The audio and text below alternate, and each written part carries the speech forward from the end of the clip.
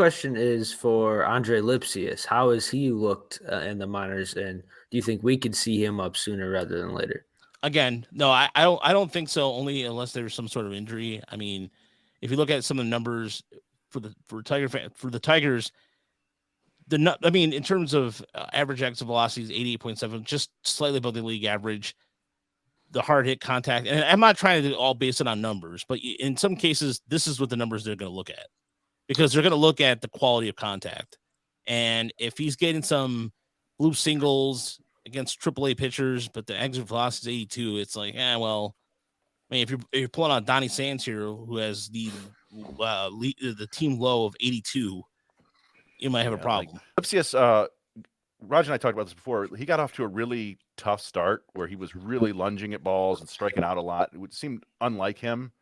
It looked to us like he was trying to hit his way to the big leagues.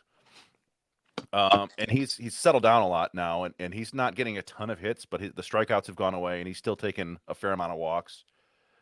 So, man, I think if they called him up, I think he would be ready for the big leagues. I don't know how much he would contribute. He seems to have a pattern of maybe struggling for a week or two before he adjusts. But I don't know if it's like Malloy feels like a guy you call up and you play him every day. Lipcius feels like a Kreidler type where you call him up if you have a need, and he plays in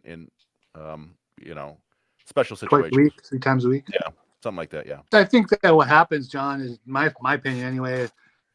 Such a large percentage of the time, it's not the great play of the prospect that gets them called up. It's the attrition of 162 games, and needs arise with injuries, and all of a sudden they need a guy for either a week or a month or the rest of the year.